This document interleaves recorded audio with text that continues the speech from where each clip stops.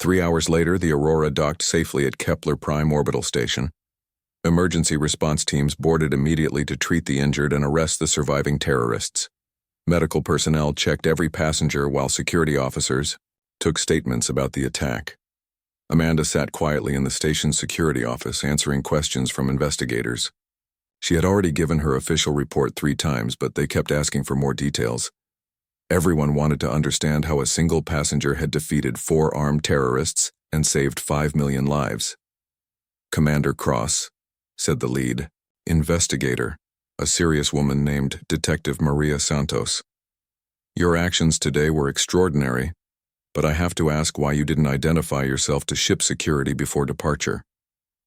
"Because I'm not Commander Cross anymore," Amanda replied. "I resigned my commission 8 years ago. I'm Dr. Amanda Cross now, a civilian researcher with no military authority." "But you retained your combat skills and tactical knowledge," Detective Santos observed. "Some things you never forget," Amanda said simply. "I hoped I would never need those skills again." Through the office window, Amanda could see news reporters gathering in the station's main concourse. Word of the terrorist attack had spread. Throughout human space, and media crews were arriving from dozens of worlds to cover the story. Captain Murphy knocked on the office door and entered with permission from the detective. "Amanda, I wanted to thank you again for what you did," he said. "The crew and I owe you our lives." "You don't owe me anything," Amanda replied. "We all did our jobs under difficult circumstances. The company wants to offer you free passage for life on any of our ships," Murphy continued. "And the colonial government is talking about giving you a medal." Amanda smiled tiredly. "I appreciate the gesture, but I just want to go home and get back to my plants." Detective Santos looked at her with curiosity. "You really prefer studying alien biology to being a military hero?" "Heroes are just ordinary people who find themselves in extraordinary situations," Amanda said. "I prefer ordinary situations." But even as she said it, Amanda knew that her quiet life was probably over. The news reports were already calling her the ghost of the Aurora and the hidden guardian. Her story would inspire books, movies, and probably recruitment advertisements for the military. A young security officer entered the room with a message. Pad. "Ma'am, there's a call for Commander Cross from the Frontier Defense Force. Admiral Hayes wants to speak with you personally." Amanda sighed and accepted the communication device. Admiral Hayes had been her commanding officer during the war, and she respected him greatly. But she was not interested in returning to military service. "Commander Cross reporting, Admiral," she said formally. "Amanda, good to hear your voice," came the familiar gruff tone. "Hell of a thing you did today. The whole fleet is talking about it." "Thank you, sir, but I'm a civilian now. Dr. Cross, not Commander Cross." I know," Admiral Hayes replied. "But I wanted you to know that your actions today reminded everyone why humanity survived the Vega War. Individual courage and resourcefulness in the face of impossible odds." Amanda felt a flush of pride despite herself. The Admiral's approval still meant something to her, even after 8 years of civilian life. "There's something else," the Admiral continued. "This terrorist attack wasn't random. Intelligence suggests the Void Collective is planning more operations against civilian targets. We could use someone with your skills to help stop them." "Admiral, with respect, my fighting days are over," Amanda said firmly. "I'm a researcher now, not a soldier." "Think about it," Admiral Hayes said. "You don't have to rejoin the military. We could use consultants, advisors, people who understand how terrorists think and operate. You proved today that you still have the skills." After the call ended, Amanda sat quietly for several minutes. Detective Santos had finished her report and left, giving Amanda time alone to think about what came next. She looked out at the news crews and thought about the passengers who were giving interviews about their experience. They were calling her a hero, but Amanda knew the truth was more complicated. She had not chosen to be heroic. She had simply used her training to solve a problem. But maybe that was what heroism really meant. Not seeking out dangerous situations or looking for glory, but being ready to act when circumstances demanded it. Maybe heroes were not special people. but ordinary people who were prepared to do extraordinary things when necessary. Amanda thought about all the other military veterans who had chosen civilian careers after the war. Thousands of former soldiers, pilots, and officers were now living quiet lives as teachers, engineers, farmers, and researchers. They had put away their weapons and chosen to build instead of destroy. But their training remained. Their experience was still there. Their willingness to sacrifice for others had not disappeared. They were a hidden reserve of capability, spread throughout human space, ready to act if needed. The terrorist attack on the Aurora had revealed something important about humanity's strength. It was not just found in military bases and warships, but in ordinary places among ordinary people. The galaxy was safer because heroes walked among the everyday population, invisible until the moment they were needed. Amanda made her decision. She would return to her research and her quiet life, but she would also be ready to help if called upon again. She would accept the Admiral's offer to serve as a consultant, providing advice and training to help prevent future attacks. She was Dr. Amanda Cross, scientist and researcher. She was also Commander Amanda Cross, protector of innocent life. Both identities were real and both were necessary. A few hours later, Amanda boarded a transport ship back to New Terra. The news crews tried to interview her, but she politely declined and found a quiet seat in the back of the passenger compartment. As the ship departed Kepler Prime, Amanda opened her research tablet and began reviewing her notes on alien plant biology. She had work to finish and papers to publish. Life would continue, peaceful and productive, until the next time someone needed Commander Cross. The businessman sitting next to her looked familiar. After a moment, Amanda realized he had been on the Aurora during the terrorist attack. He recognized her at the same time. "Dr. Cross," he said quietly, "I wanted to thank you for what you did. You saved all our lives." "Just doing what needed to be done," Amanda replied. The man nodded and returned to his own work. After a few minutes, he spoke again. "Can I ask you something?" "Of course. Are there others like you? Other people with military backgrounds who are living civilian lives?" Amanda smiled and looked around the passenger compartment. She saw a woman reading to her children, a man working on engineering diagrams, and an elderly couple sharing photos on their tablet. "Yes," she said quietly. "There are others. More than you might think. We're teachers and doctors, farmers and mechanics, artists and scientists. We look like everyone else because we are everyone else. But you're ready if needed." "We're always ready," Amanda confirmed. "That's what makes us human. We choose peace, but we never forget how to fight for it." The businessman seemed comforted by this knowledge. He returned to his work with a sense of security that came from knowing that heroes walked among ordinary people, hidden in plain sight.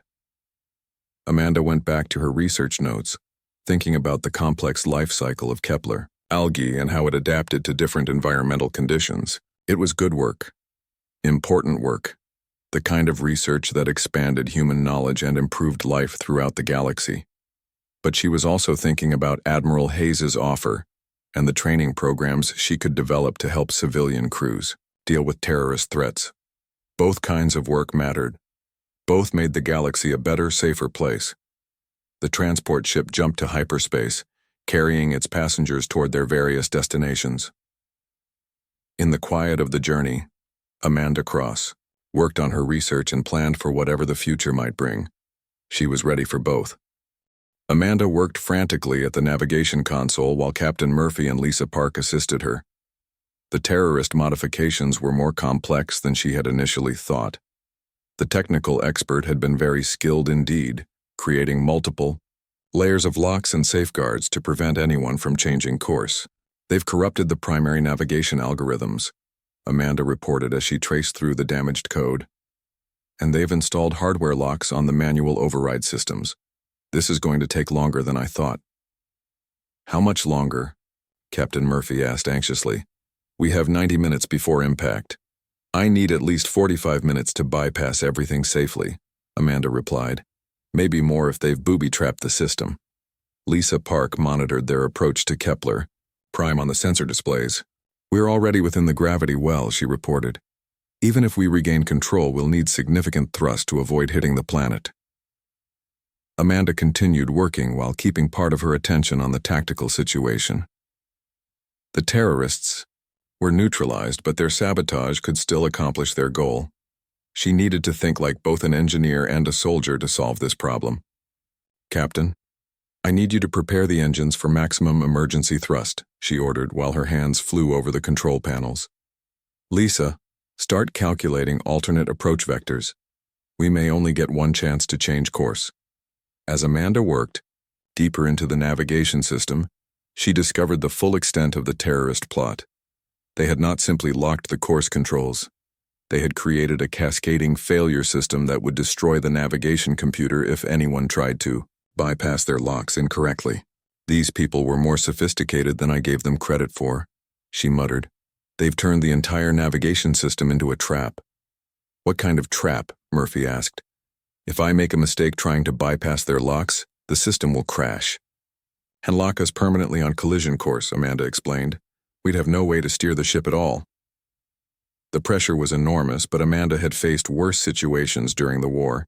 She had disarmed alien booby traps while under enemy fire. She had repaired damaged systems in the middle of space battles. This was just another technical problem that needed solving under extreme time pressure. She began by isolating the terrorist modifications from the main navigation system. By creating parallel processing pathways, she could test bypass methods without triggering the trap. It was delicate work that required absolute precision. "Got the first layer," she announced after 20 minutes of concentrated effort. "2 more to go." As she worked, Amanda explained her military background to the crew. During the Vega War, she had specialized in behind-the-lines operations that required both combat skills and technical expertise. She had learned to repair, sabotage, and modify any kind of equipment under battlefield conditions. "I never expected to use those skills on a passenger flight," she said, as she traced through another layer of terrorist code. "But I'm glad I remember them." The second layer was more difficult than the first. The terrorists had hidden their locks inside legitimate navigation subroutines, making them almost invisible to casual inspection. Amanda had to examine every line of code to find the modifications. With 30 minutes remaining until impact, she finally isolated the second layer of locks. But the third layer was the most dangerous. It was integrated directly into the ship's safety systems, designed to trigger if anyone tampered with it. "This is the tricky part," Amanda warned the crew.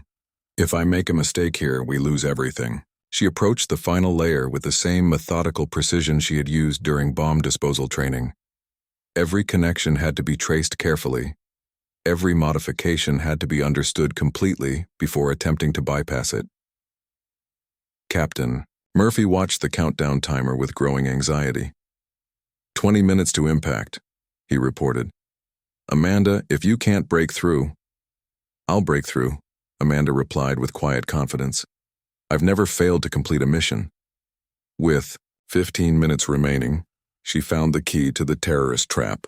They had used a recursive algorithm that fed back on itself, creating an infinite loop that would crash the system if triggered. But Amanda could see a way to interrupt the loop without triggering the safety mechanism. "Here we go," she said, making the final connections. "If this works, we'll have full navigation control. If it doesn't work, we'll know in about 30 seconds. The navigation console flickered as Amanda's bypass took effect. For a moment, the entire system seemed to freeze. Then, one by one, the control indicators turned from red to green. "Navigation systems restored," Lisa Park announced with obvious relief. "We have full control." "Emergency thrust now," Amanda ordered. "Maximum power to the engines." The Aurora shuddered as her engines fired at full capacity, fighting against Kepler Prime's gravity to change their trajectory. The ship groaned under the stress, but her hull held together as she gradually altered course.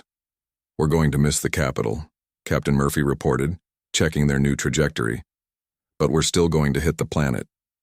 "Where will we hit?" Amanda asked, already planning their next move. The Northern Ocean, about 2,000 kilometers from the nearest landmass, Lisa calculated. We'll survive the impact, but the ship will probably sink. Better than crashing into 5 million people, Amanda said.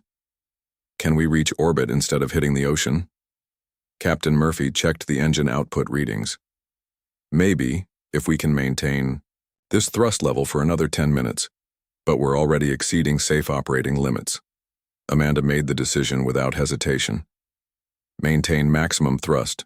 We're not giving up until we're safely in orbit. The next 10 minutes were the longest of everyone's lives. The ship's engines operated far beyond their design specifications, generating power levels that made the entire vessel vibrate like a tuning fork. Warning alarms sounded constantly as various systems overloaded. But gradually, impossibly, the Aurora began to climb away from Kepler Prime's surface. Her trajectory curved from a death dive into a shallow ascent that would carry her clear of the planet's atmosphere. We're going to make it, Lisa Park announced with amazement. We're actually going to make it. Amanda finally allowed herself to relax as the navigation displays confirmed their escape trajectory. They were safe, and so were the 5 million people in Kepler Prime's capital city. Mission accomplished, she said quietly, using the military phrase that had ended dozens of successful operations during her combat career. Captain Murphy activated the ship's communication system and sent an emergency message to Kepler Prime. Traffic control. This is the Aurora reporting terrorist attack neutralized. We are safe and requesting emergency orbit insertion. The response came immediately from planet surface. Aurora, this is Kepler Prime Control. We've been tracking your approach with extreme concern. Are you saying you've avoided impact? Affirmative, Control, Murphy replied. Thanks to Commander Amanda Cross, who saved this ship and everyone aboard. Amanda listened to the radio chatter as news of their survival spread through the Kepler Prime system. Emergency ships were already launching to assist them, and news networks were preparing to cover the story of the terrorist attack that had been stopped by a single passenger. She thought about the quiet life she had built as Dr. Amanda Cross, studying alien plants and trying to forget about war. That life would probably be impossible now. Her military identity was revealed, and the galaxy would want to know how a peaceful scientist had defeated 4 armed terrorists. But Amanda realized she was not sorry about what had happened. For 8 years, she had tried to pretend that Commander Cross no longer existed. Today had shown her that some parts of herself could never be completely buried. Maybe it was time to stop running from who she used to be and find a way to integrate both sides of her identity. She was Dr. Amanda Cross, scientist and researcher. She was also Commander Amanda Cross, protector of innocent life. For the first time in 8 years, Amanda felt completely at peace with herself. The moment Kara Stone heard Amanda's real identity, her expression changed from confident arrogance to deadly focus. She had heard of Commander Amanda Cross during the Vega War. Cross was legendary among both human and alien forces for her tactical brilliance and combat effectiveness. So the famous ghost of the Outer Rim has been hiding among the sheep, Kara said, keeping her weapon trained on Amanda. This makes things much more interesting. Not really, Amanda replied with calm professionalism. You're still outnumbered and outgunned. Surrender now and you might live to see trial. Kara laughed harshly. Outgunned. I still have a man on the bridge with the captain. One word from me and he'll kill the entire crew. Your man on the bridge is no longer responding to communications, Amanda pointed out. That should tell you something about your tactical situation. This was a bluff, but a calculated one. Amanda had noticed that Kara had been trying to contact her technical expert without success. Either the man was dead, captured, or too focused on his work to respond. Any of those possibilities weakened Kara's position. The terrorist leader's eyes flickered with uncertainty for just a moment. That tiny hesitation was all Amanda needed.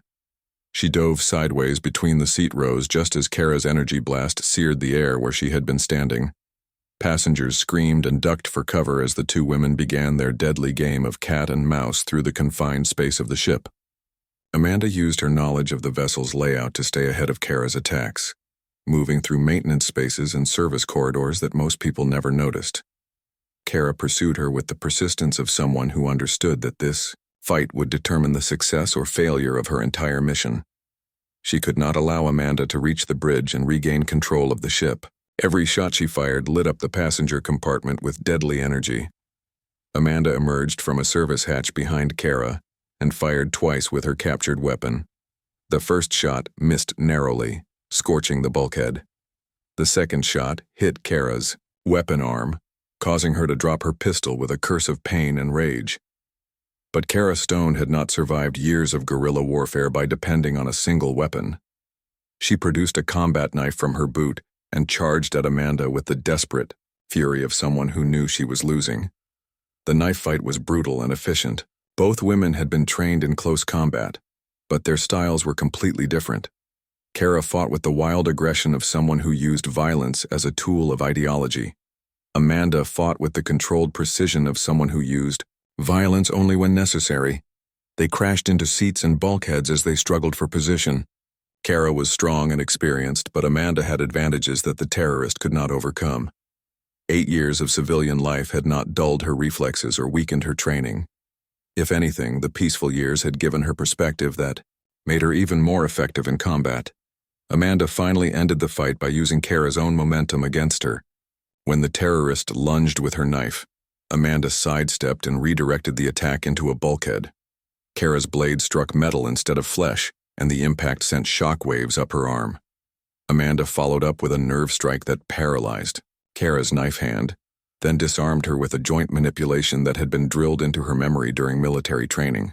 Within seconds, Kara Stone was on the floor with Amanda's knee on her back and her own knife at her throat. "The fight is over," Amanda announced to the terrified passengers. "Everyone remain calm while I secure the bridge." But securing the bridge would be more complicated than defeating Kara. The technical expert was still barricaded behind reinforced doors with Captain Murphy and his crew. Amanda had to assume he was armed and desperate, making him extremely dangerous to approach. She dragged the unconscious Kara to an empty seat and secured her with emergency restraints. Then she addressed the passengers directly. "My name is Commander Amanda Cross. I am taking control of this situation. Please remain seated and follow all instructions." The passengers looked at her with a mixture of relief and amazement. The quiet scientist who had seemed so ordinary was actually a military commander who had just defeated 4 armed terrorists single-handedly. Amanda made her way toward the bridge, using the ship's internal communication system to contact whoever was inside. "This is Commander Cross," she announced. "Your team has been neutralized. Open the bridge door and surrender." The response came through the ship's speakers in a voice tight with fear and anger. "Stay back or I'll kill the captain." "You're surrounded and outgunned," Amanda replied. "Your only chance is to surrender and hope for mercy at your trial." "I'd rather die than surrender to human military," the terrorist responded. "And I'll take these ship rats with me."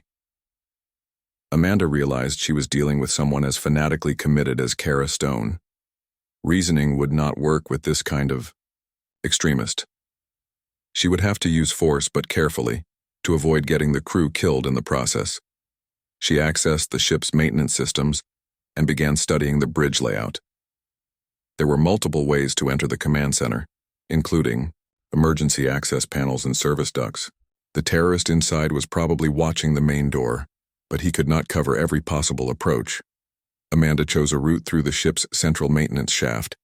It was cramped and uncomfortable, but it would bring her out behind the Yao terrorist's position. She gathered her weapons and began the careful journey through the ship's mechanical spaces. The maintenance shaft was barely wide enough for a person, filled with pipes and electrical conduits that made movement difficult. Amanda had to crawl for most of the distance, feeling her way through darkness with only emergency lighting to guide her. She could hear voices from the bridge as she approached her destination.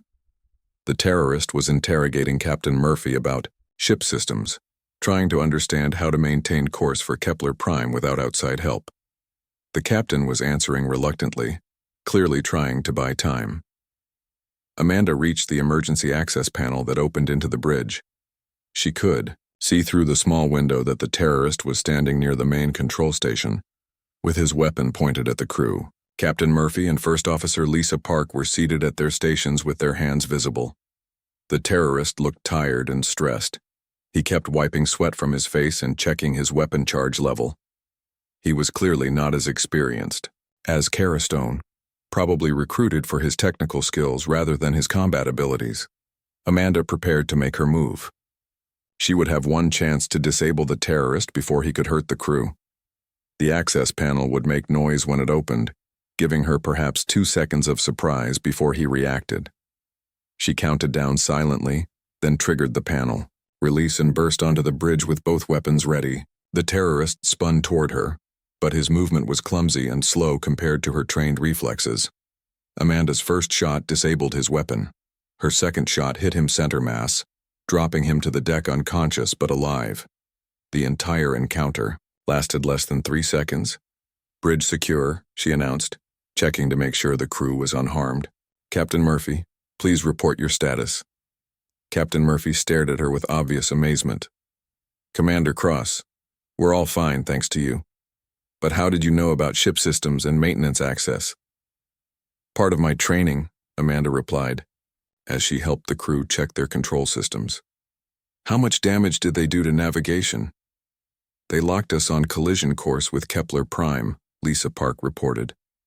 "We have less than 2 hours before impact, and they installed some kind of override that prevents course changes." Amanda examined the terrorist modifications to the navigation system. The technical expert had been skilled, but not skilled enough to hide his work from someone with military engineering training. "I can fix this," she said confidently, "but I'll need about 30 minutes to bypass their locks." 30 minutes, Captain Murphy said with relief. "Commander, I don't know how to thank you."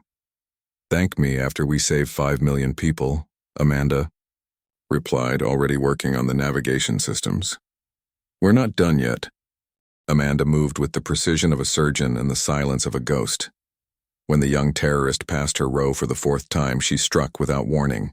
Her hand shot out and grabbed his wrist, pulling him off balance while her other hand pressed the caustic cloth against his eyes.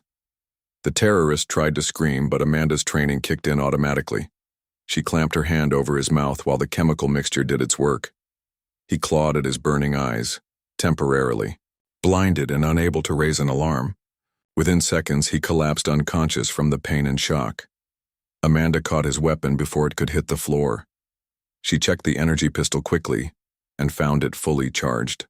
The whole encounter had taken less than 10 seconds and made almost no noise. The other passengers in nearby seats stared at her in shock, but she raised a finger to her lips for silence. The businessman next to her whispered urgently, "What are you doing? They'll kill us all." "Not if I kill them first," Amanda replied quietly. Her voice carried the cold confidence of someone who had done this many times before. She dragged the unconscious terrorist into the narrow space between seat rows, hiding his body from casual observation. Then she took his communication device and weapons belt, adding them to her growing collection of tools. The second guard was positioned near the middle of the passenger compartment, about 30 feet away. He had his back turned, watching the front section where families with children were seated. Amanda began to move forward, using the seat rows for cover. Her military training had taught her to move without sound through any environment. She shifted, her weight carefully, testing each step before committing to it. She controlled her breathing to minimize any noise. She became a shadow moving through the cabin. As she moved, Amanda noticed other passengers beginning to realize that something had changed. A few looked hopeful when they saw her weapon. Others seemed terrified that her actions would make their situation worse. She made eye contact with several and gestured for them to stay calm and quiet. The second terrorist was younger than the first, probably new to this kind of operation. He kept shifting his weight and adjusting his grip on his weapon, signs of nervousness and inexperience. He was focused on the passengers in front of him and completely unaware of the threat approaching from behind. Amanda crept to within striking distance and prepared her next move. This guard was positioned differently than the first, making a silent takedown more difficult. She would need to disable him quickly before he could shout a warning to Carastone. She chose a different approach this time.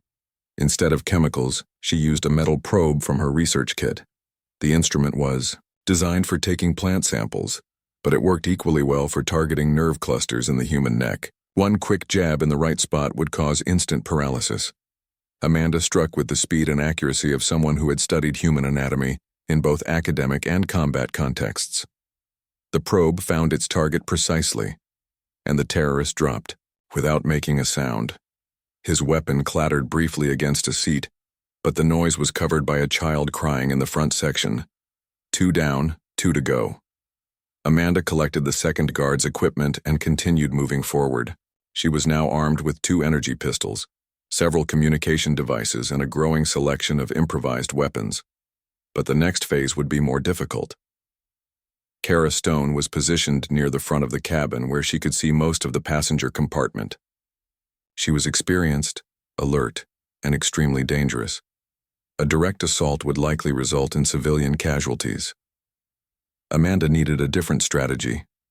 She used one of the captured communication devices to access the ship's environmental controls. Her research work had required her to understand life support systems, and she knew how to manipulate them for tactical advantage. She triggered a minor malfunction in the lighting system, causing the cabin lights to flicker and dim. The change was subtle enough to seem like a normal technical problem, but it created shadows and visual confusion that would mask her movements. Next, she accessed the air circulation system and increased the flow rate in the passenger compartment. The sudden rush of air created noise that would cover small sounds like footsteps or equipment being moved. Kara Stone noticed the environmental changes but did not seem alarmed. Ship systems often had minor glitches during long flights. She was more concerned with watching the passengers and maintaining psychological control over them. "Technical difficulties," she announced loudly. "Don't worry. We'll still reach our destination on time." Amanda used the distraction to move closer to the front of the ship. She was now within 20 feet of Kara, close enough to see the terrorist leader's face clearly. Kara was older than she had appeared from a distance, probably in her 40s, with the kind of scars that came from real combat experience. This would not be like dealing with the inexperienced guards. Kara Stone was a veteran fighter who had survived years of guerrilla warfare. She would not be caught off guard easily, and she would not hesitate to kill civilians if threatened. Amanda needed to separate Kara from the other passengers before making her move. She accessed the ship's intercom system and triggered an emergency announcement from the bridge. "Attention, passengers," came Captain Murphy's voice, obviously under duress. "We are experiencing navigation problems. All passengers please move to the rear section immediately for safety reasons." Kara's eyes narrowed with suspicion.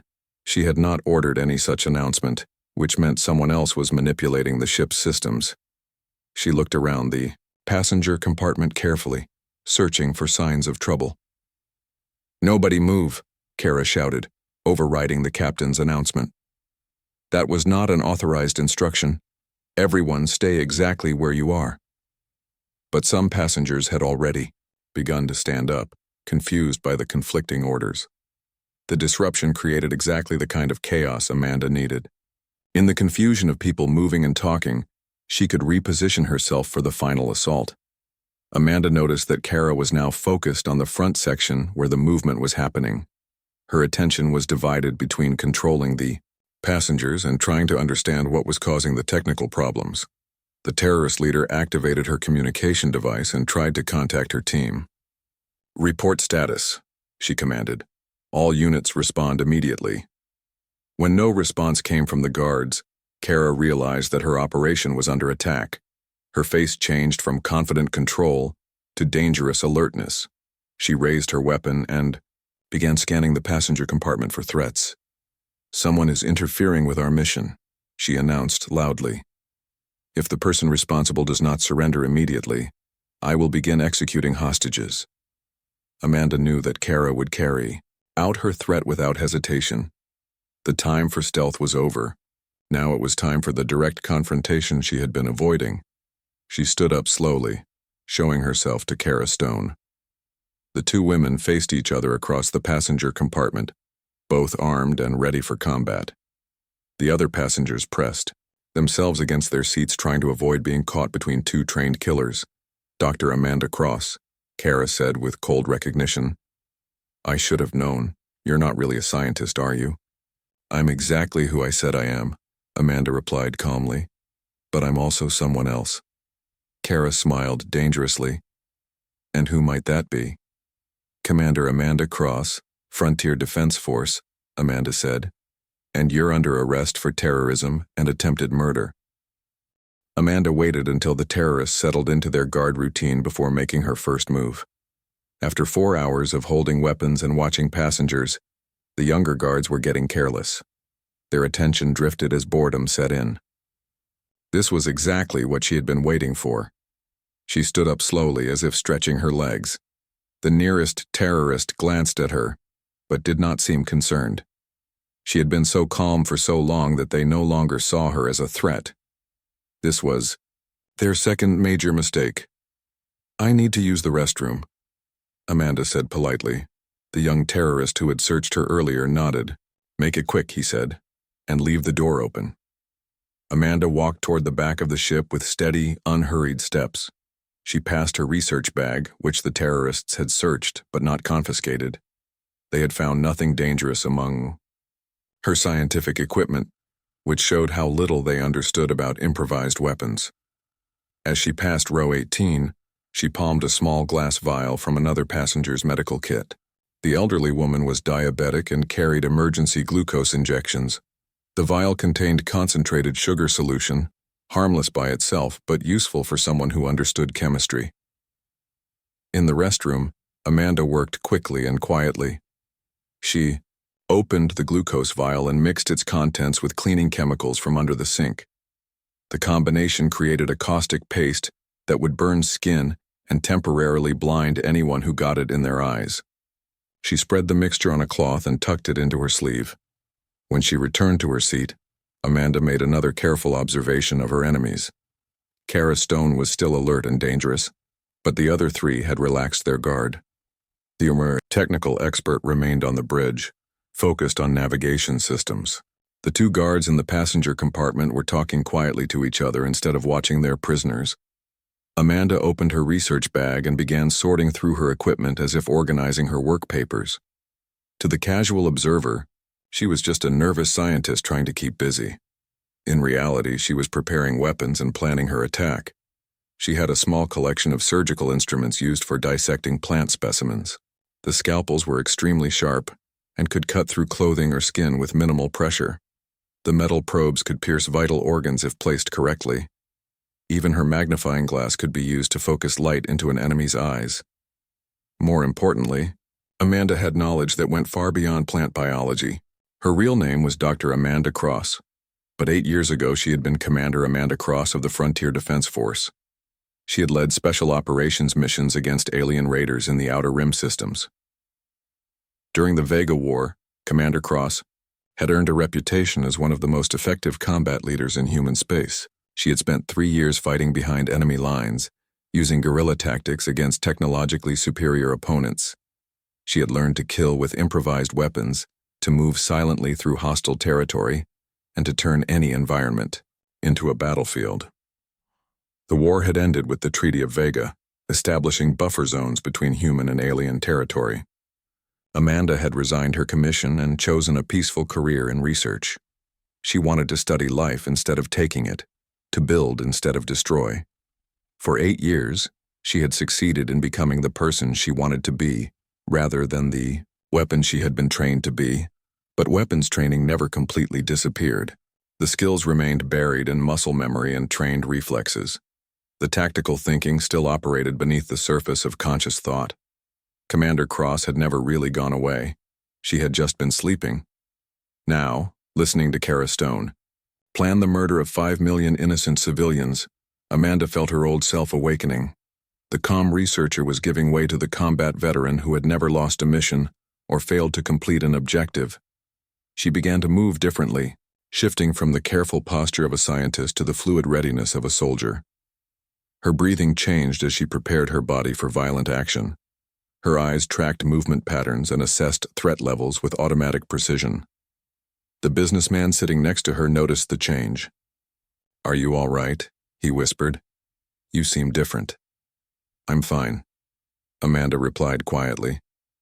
But her voice carried a new tone, harder and more confident than before. Kara Stone announced another update to the passengers.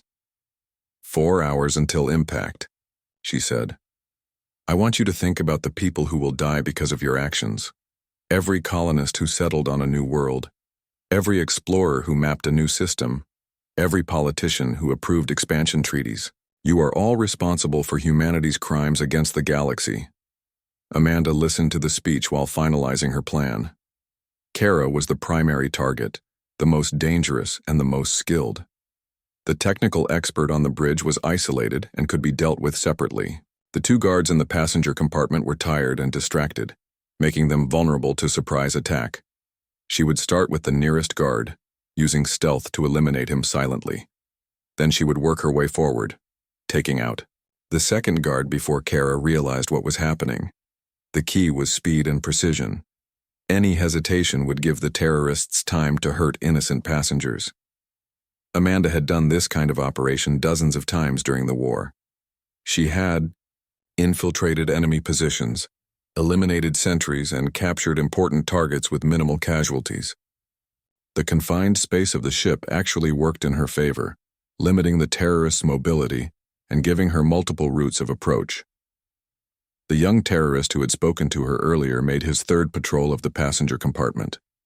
As he passed her row, Amanda smiled at him pleasantly. He smiled back, still seeing her as just another harmless civilian.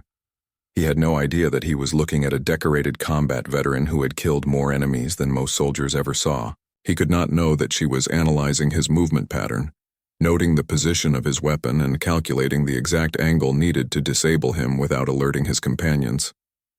Amanda checked her improvised weapons one final time. The caustic paste was ready. The surgical instruments were positioned for quick access. Her mind was clear and focused on the mission ahead. She thought briefly about the person she had become over the past 8 years. Dr. Amanda Cross was a good person who saved lives and discovered new knowledge. She had built a peaceful existence, studying the beauty and complexity of alien plant life. But Dr. Cross could not save the passengers on this ship. Only Commander Cross had the skills and experience needed to stop Kara Stone and her terrorists. Sometimes the most peaceful person had to become the most dangerous one. Amanda took a deep breath and prepared to go to war one more time. The young terrorist walking past her seat had no idea that his next step would be his last. In 30 seconds, Dr. Amanda Cross would disappear and Commander Amanda Cross would begin her final mission. The transformation was complete. The weapon was ready. The countdown to contact had begun. While other passengers wept and begged for their lives, Amanda Cross sat quietly in her seat and studied her captors. Her calmness was so unusual that even the terrorists began to notice. The young man who had searched her bag kept glancing back at her, confused by her lack of fear. Kara Stone paced up and down the aisle, enjoying the terror she had created. She fed on fear the way some people fed on praise, but when she looked at Amanda, she saw something that annoyed her. The woman in seat 23 was not afraid. "You there," Kara said, pointing at Amanda. "Do you understand what is happening here?" Amanda looked up calmly. "You are going to crash this ship into Kepler Prime's capital city," she said in a steady voice. "You believe this will discourage human expansion into space." "That's right," Kara said. "And you're going to die in a few hours. Doesn't that bother you?" "Everyone dies eventually," Amanda replied. "The timing is rarely convenient." Kara stared at her for a long moment. Most people broke down when confronted with their own death. They begged or bargained or became hysterical. This woman acted like they were discussing the weather. "What's your name?" Kara demanded. "Dr. Amanda Cross," Amanda answered. "I study alien plant life." "A scientist," Kara said with disgust. "Another parasite feeding on the exploitation of new worlds." "Well, Dr. Cross, your research days are over." Amanda nodded politely. "It appears so." Kara turned away, frustrated by Amanda's calm acceptance. She preferred her victims to show proper fear and respect for her power. This scientist woman was either in shock or much braver than she looked. On the bridge, Captain Murphy watched the passenger compartment through security cameras. He had seen many different reactions to crisis during his years of flying, but the woman in seat 23 was unusual. While everyone else panicked, she sat perfectly still and seemed to be studying the terrorists. "Lisa, look at camera 4, he whispered to his first officer. "The woman in the back. Do you see anything strange about her?" Lisa looked at the screen. The passenger sat with her hands folded in her lap, her head tilted slightly as she watched the armed terrorists. Her posture was relaxed despite the weapons pointed at her fellow passengers. "She looks calm," Lisa said. "Maybe she's in shock." "Maybe," Murphy replied. But something about the woman's body language reminded him of military personnel he had known. She sat like someone accustomed to dangerous situations, someone who was thinking rather than just reacting.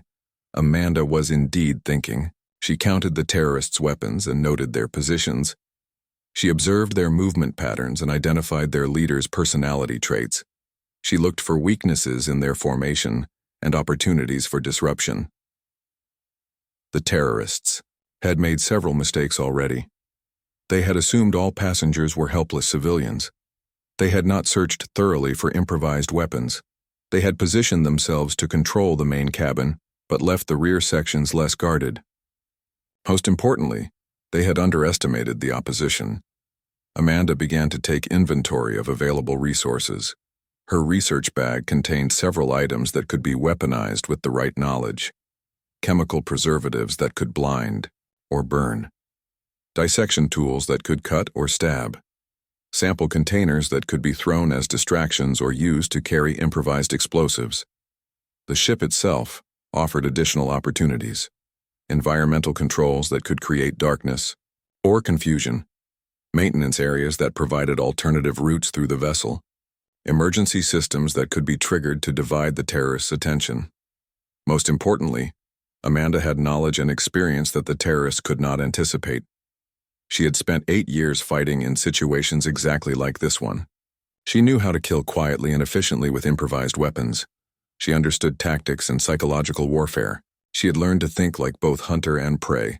The young terrorist who had searched her bag approached again. "Are you feeling all right?" he asked. "You seem very calm for someone who's about to die." "Panic won't change the situation," Amanda replied. "I prefer to spend my remaining time thinking about my life instead of worrying about my death." The young man nodded as if this made sense. "That's very philosophical," he said. "Most people can't accept death so easily." "Most people haven't seen as much death as I have," Amanda said quietly. "You're a scientist," the terrorist said. "How much death could you have seen?" Amanda looked at him with steady eyes. "I study life," she said. "To understand life, you must also understand death." The terrorist found this answer unsettling and moved away. Something about the way she spoke made him uncomfortable, though he could not explain why. Kara Stone continued her speech to the terrified passengers. "Humanity believes it has the right to claim any world it can reach," she said. "You build your colonies on planets that belong to other species. You destroy ecosystems that took millions of years to develop. You turn gardens into factories and poisonous wastelands." An older passenger raised his hand, trembling. "But we follow all the colonization treaties," he said. "We only settle on worlds where we won't interfere with existing life." "Your treaties are meaningless," Kara replied. "Humanity always finds excuses to expand further, always finds reasons why this one exception is necessary. You are like a cancer, consuming everything in your path." Amanda listened to the terrorists' ideology while continuing her tactical assessment. Extremists like Kara had convinced themselves that mass murder was morally justified. They saw themselves as heroes saving the galaxy from human expansion. This made them dangerous, but also predictable. She noticed that 2 of the terrorists were getting tired from standing guard for hours. Their attention was beginning to wander. The technical expert on the bridge was focused on maintaining control of the ship's systems. Only Kara remained fully alert and dangerous. Amanda began to shift slightly in her seat, testing the range of motion available to her. She flexed her muscles slowly, preparing them for sudden action. She regulated her breathing to ensure maximum oxygen flow when she needed it. The passenger next to her, a middle-aged businessman, noticed her subtle movements. "What are you doing?" he whispered. "Staying limber," Amanda replied quietly. "Sitting still for hours is bad for circulation." The businessman looked at her strangely but said nothing more. Amanda continued her preparations while maintaining her calm exterior. She was transitioning from Dr. Amanda Cross, peaceful scientist, to Commander Amanda Cross, combat veteran. The transformation was mental as well as physical. She began to think in terms of objectives and obstacles. Primary objective: prevent the ship from crashing into Kepler Prime. Secondary objective: neutralize all terrorist threats. Obstacles: limited weapons, confined space, civilian safety considerations. Amanda had planned and executed more difficult missions during the war. She had fought alien raiders with superior technology and greater numbers. She had survived situations where surrender meant torture and death. Compared to those experiences, 4 human terrorists with small arms seemed almost manageable. The key was patience. She needed to wait for the right moment when the terrorists were distracted or separated. She needed to create opportunities, rather than wait for them to appear naturally. She needed to become the predator rather than the prey. Kara Stone looked at her watch and announced to the passengers, 6 hours remaining until we reach Kepler Prime. I suggest you make peace with whatever gods you worship. Amanda smiled slightly. 6 hours was more than enough time to turn the situation around. The terrorists thought they controlled this ship, but they were about to learn the difference between taking hostages and fighting a war. 3 hours into the flight, Amanda was reading a research paper about alien fungal growth when she heard a woman scream. She looked up to see the nervous passenger from 3 rows ahead standing in the aisle. The woman no longer looked nervous. She looked dangerous. "Nobody move," the woman shouted. She held a small weapon in her hand that Amanda recognized as an energy pistol. "This ship is now under our control." The man who had walked to the restroom earlier stood up at the same time. He also had a weapon. So did 2 other passengers near the front of the cabin. 4 armed people had just revealed themselves as something other than ordinary travelers. "We are the Void Collective," announced the woman who seemed to be their leader. She had cold eyes and spoke with complete confidence. "Humanity has spread across the galaxy like a disease, destroying everything it touches. Today we begin to cure that disease." Passengers began to panic. Children started crying. A businessman tried to reach for his communication device, but one of the armed men pointed his weapon at him. "Don't even think about it," the man said. "All communication devices go in this bag. Now." Amanda remained perfectly still in her seat.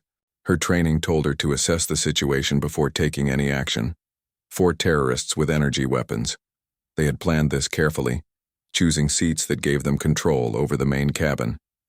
They knew the ship's layout and had timed their move for maximum effect. The leader woman walked toward the front of the ship. "My name is Kara Stone," she said. "Some of you might have heard of me. I spent 5 years fighting your colonial expansion in the Vega system. Today I finish what I started there." Amanda had indeed heard of Kara Stone. She was wanted by 3 different planetary governments for attacks on civilian targets. She was smart, ruthless, and completely dedicated to stopping human expansion into space. Amanda had read intelligence, reports about her during the war, but had never expected to meet her on a passenger flight. "We have taken control of this ship," Kara continued. "In 9 hours we will reach Kepler Prime. Instead of landing at the spaceport, we will crash into the capital city. 5 million people live in that city. Their deaths will send a message that humanity's expansion ends now." The passengers were terrified. Some begged for mercy. Others sat in shocked silence. A few tried to reason with the terrorists, explaining that they were just ordinary people with families and jobs. Kara ignored them all. 2 of her men moved toward the bridge where Captain Murphy and his crew were locked behind the reinforced door. Amanda heard the sound of energy weapons firing, followed by the hiss of cutting tools. The terrorists were burning through the bridge door. "Please," said an older man sitting near the front. "There are children on this ship, innocent children, Whatever your cause is, surely it doesn't require murdering children. Kara looked at him with disgust. Your children will grow up to be colonists and soldiers, spreading human poison to new worlds. It is better that they die now, before they can cause more damage. Amanda felt a cold anger building inside her chest. She had spent 8 years trying to forget the things she had done during the war. She had chosen a peaceful life, studying plants instead of killing enemies. But listening to Kara talk about murdering children brought back memories she had tried to bury. The sound of cutting tools stopped.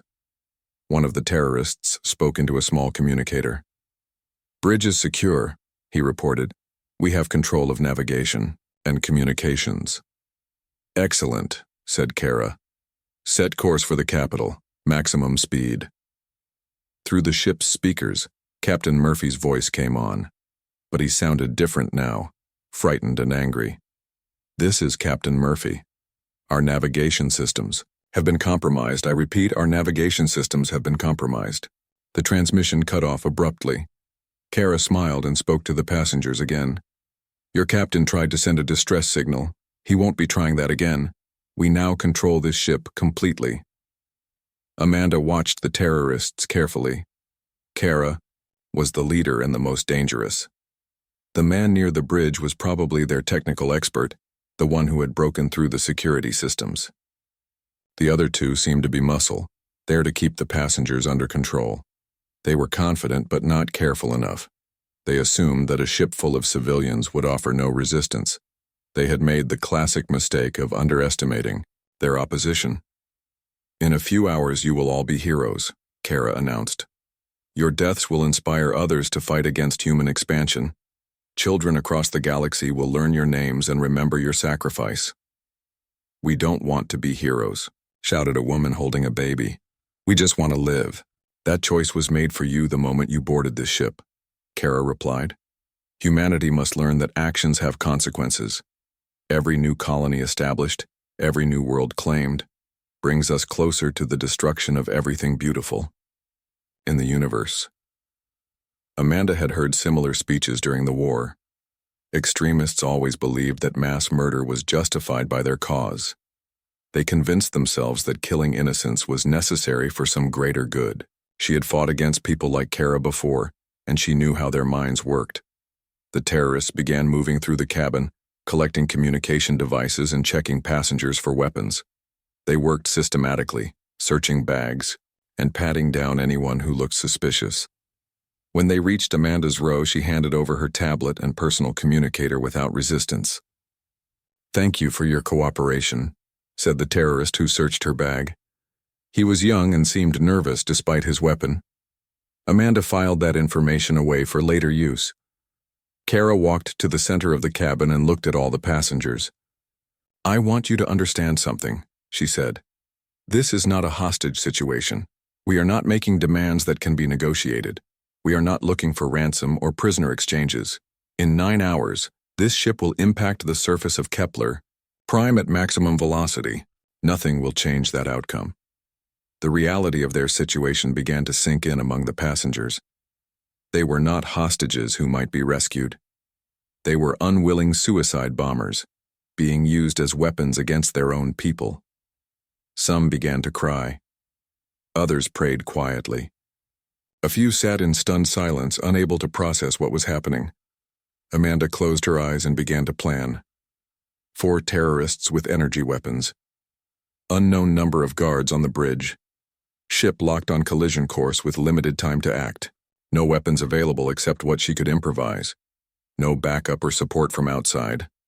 It was exactly the kind of impossible situation she had faced many times during the war. Back then, she had been Commander Amanda Cross of the Frontier Defense Force. She had led missions behind enemy lines, fought against overwhelming odds, and always found a way to complete the objective. For 8 years, she had been Dr. Amanda Cross, a peaceful researcher who studied alien plants. But Commander Cross was still there, buried beneath years of trying to forget. The terrorists had just made a fatal mistake. They had awakened something they were not prepared to face. The massive starship Aurora hung in space like a silver needle against the dark void. Captain Jake Murphy stood on the bridge and watched the last of the passengers board through the viewing screens. 347 people were making the 12-hour journey from New Terra Station to Kepler Prime today. Most were colonists returning home after business on the core worlds. Some were scientists and researchers heading to the Outer Rim laboratories. Jake had been flying passenger routes for 15 years. He knew the routine by heart. Check the manifest, review the flight path, make sure the crew was ready, and keep everyone safe until they reached their destination. The Aurora was a good ship with reliable engines and strong shields. She had never lost a passenger in her 20 years of service. "All passengers are aboard, Captain," said Lisa Park, his first officer. She was young but smart, and Jake trusted her completely. "The cargo bay is sealed and the airlocks are secure." "Good," Jake replied. "What about our special cargo in Bay 7? "The research specimens are properly contained," Lisa said. Dr. Cross checked them herself before boarding. "Everything looks normal." Jake nodded. Dr. Amanda Cross was one of their regular passengers. She traveled this route several times a year, carrying biological samples between the research stations. She was quiet and professional, never causing any trouble. The crew liked her because she always said thank you and never complained about the food. In the passenger section, Amanda Cross sat in her usual seat near the back of the ship. She had chosen this spot because it gave her a clear view of the main cabin and both exits. Old habits were hard to break, even after 8 years of civilian life. She opened her tablet and reviewed her research notes, but part of her mind stayed alert to her surroundings. The other passengers were settling in for the long journey. Families with children found their seats and organized their belongings. Business travelers opened their computers and started working. A group of miners heading back to the asteroid fields played cards and told jokes. Everyone seemed relaxed and happy. Amanda noticed a woman sitting 3 rows ahead who kept looking around nervously. The woman had short dark hair and wore plain clothes, but something about her posture made Amanda pay attention. The woman's eyes moved too quickly, scanning the cabin like she was looking for threats or exits. Her hands stayed close to her bag, and she seemed tense despite the calm atmosphere. "Welcome aboard the Aurora," came Captain Murphy's voice over the speakers. "We'll be departing New Terra Station in 10 minutes. Our flight time to Kepler Prime will be 12 hours and 15 minutes. The weather on Kepler Prime is clear and warm, with temperatures around 25 degrees. We hope you enjoy your flight." Amanda closed her tablet and looked out the small window next to her seat. New Terra Station was huge, with docking bays for hundreds of ships.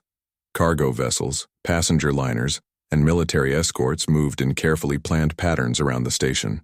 Beyond them, the planet New Terra glowed blue and green in the light of its yellow sun. She had lived on New Terra for 3 years now, working at the university and studying alien plant life. It was peaceful work, very different from her previous career. Most days she forgot about the person she used to be. Most days she could pretend that the nightmares from the war were just bad dreams. "Attention passengers," Lisa's voice came through the speakers. "We are beginning our departure sequence. Please make sure your seatbelts are fastened and your belongings are secure. We will be entering hyperspace in approximately 30 minutes. The Aurora's engines hummed to life, and Amanda felt the familiar vibration through the hull. The ship slowly pulled away from the docking bay and moved into open space. Through her window, she watched New Terra Station grow smaller as they gained distance. In the cockpit, Jake and Lisa ran through their departure checklist. All systems showed green lights. The navigation computer had plotted their course through hyperspace, and the jump coordinates were locked in. Everything was normal and routine. "Hyperspace entry in 20 minutes, Lisa announced to the passengers. Those of you who have never experienced a hyperspace jump before should know that you might feel a slight dizzy sensation. This is completely normal and will pass in a few seconds. Amanda had made this jump dozens of times, but she still found it interesting. The moment when normal space folded away and the ship slipped into hyperspace always made her think about how far humanity had come. 200 years ago, people could barely reach their own moon. Now they traveled between star systems like taking a bus across town. She noticed that the nervous woman 3 rows ahead was gripping her armrests tightly. The woman's knuckles were white, and she was breathing fast. Amanda wondered if she was afraid of flying, or if something else was bothering her. A man sitting across the aisle from the nervous woman got up and walked toward the back of the ship. He moved carefully, like he was trying not to draw attention. Amanda watched him in her peripheral vision. He stopped at the restroom but didn't go inside. Instead, he looked around the cabin for a few seconds, then returned to his seat. "Hyperspace entry in 10 minutes, came the announcement. Amanda felt the ship's artificial gravity stabilize as the engines reached full power. The stars outside. Her window began to blur and stretch as the Aurora approached jump velocity. In a few minutes, they would be traveling faster than light, crossing the empty space between star systems in hours instead of years. She opened her tablet again and tried to focus on her research, but something felt wrong. The nervous woman was still tense, and the man who had walked to the back was whispering to someone in the seat next to him. Two other passengers near the front of the cabin seemed to be watching the crew members who were checking seatbelts and securing loose items. Amanda told herself she was being paranoid. 8 years of peaceful civilian life should have cured her of seeing threats everywhere. But her instincts had kept her alive during the war, and they were telling her that something was not right on this flight. "Hyperspace entry in 60 seconds, announced Lisa. "Here we go, everyone." The Aurora's engines reached maximum power, and reality twisted around them as the ship slipped into hyperspace. The stars disappeared, replaced by the strange swirling colors of hyperspace. They were now traveling between worlds, committed to their course for the next 12 hours. Amanda settled back in her seat and tried to relax. Probably nothing would happen. Probably it would be just another routine flight to Kepler Prime.